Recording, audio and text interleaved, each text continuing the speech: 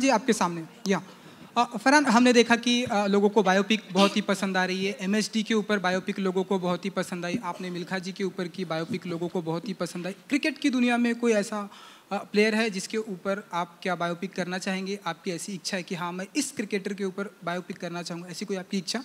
वैसे तो मतलब बहुत हमारे देश में प्लेयर्स रहे हैं जिनकी कहानियाँ मुझे यकीन है मतलब बहुत ही दिलचस्प होंगी, बहुत ही इंस्पायरिंग होंगी।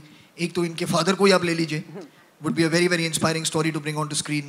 Kapil Dev ji would be another one. तो ऐसे बहुत सारे स्टोरीज हैं। मैं उम्मीद करूँगा कि they give permission for people to share their stories, क्योंकि बायोपिक में एक चीज़ बहुत ज़रूरी होती है कि सिर्फ आप एक जो कहते हैं सारी अच्छी अच्छी बातें नहीं दिखाना चाहते। जो सीखने को मिलता है वो तब सीखने को मिलता है जब आप जो दर्द है उसमें, या जो कहते हैं कभी कभी जो ग्रिट है किसी की ज़िंदगी में, जब आप वो देख पाएँ और उसके थ्रू कब वो इंसान निकल कर कुछ बड़ा काम कर सके तो उससे प्रेरणा मिलती है। तो I would just hope that all the x cricketers, x hockey players, you know, and everybody who's represented India in any sport, that they allow people in film or in digital, you know, to represent their stories and present them to the world to inspire generations of people to come.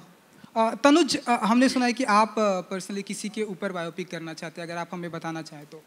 किसी के ऊपर biopic करना चाहूँगा तो I think शायद Yuvraj Singh, because I think कि उनकी ज़िंदगी में उनके हाईज बहुत हाई रहे और लोज बहुत लो रहे हैं। चाहे वो इंडियन टीम में आए, फिर उनके साथ जो बीमारी हुई, देन ही केम बैक, उसके बाद फिर ड्रॉप हुए। तो I think that would make a very inspiring story. तो अगर मौका मिले तो एब्सोल्युटली। ऋचा जी, तो हम ऐसा माने कि क्योंकि आप प्रोड्यूसर भी हैं, ब्यूटीफुल एक्टर भी हैं, तो हम ऐसा माने कि इन फ्यूचर आप आईपीएल को परचेस करेंगे, आईपीएल की टीम को खरीदेंगे आप स्पॉन्सर? आप हैंडसम भी हैं, अक्लमंद भी हैं। क्या हम ऐसा माने कि आगे चलकर आप भी अपना कोई न्यूज़ चैनल शुरू करेंगे? Not yet. क्या बात है। I just play different characters. अगर ये असलियत होती तो फिर मैं फुकरे की तरह गुंडी बन जाती अब तक, या नगमा की तरह बुढ़ा जाती। आप समझ रहे हैं? ये एक कैरेक्टर है, इसको करने में बहुत मज़ा आया क्योंकि इनको जोक अभी समझ में आया शायद। सो आई गेस ये इंटरेस्टिंग इसलिए है क्योंकि एक्टर्स की लाइफ में बहुत कुछ होता है। हम अभी प्रोडक्ट की तरह आपके सामने पैकेज प्रेजेंटेड है, इसका बिहाइंड द सीन्स क्या आपको देखने को मिलेगा थोड़ा सा। आई थिंक फिल्म इंडस्ट्री और क्रिकेट का कनेक्शन जो सालों सालों से एक रोमांस चल रहा है वो सब देखने को मिलेगा, इसलिए मुझे लगता है काफ़ी दिलचस्प होगा। इनफैक्ट जब मैं पढ़ रही थी, जब मेरे पास पहली बार स्क्रिप्ट आई थी, तो मैंने सोचा था कि 45 से 50 मिनट्स का एक एपिसोड होगा, तो मैं एक पढ़ूंगी फिर थोड़ा ब्रेक लेके कुछ और काम करूँ।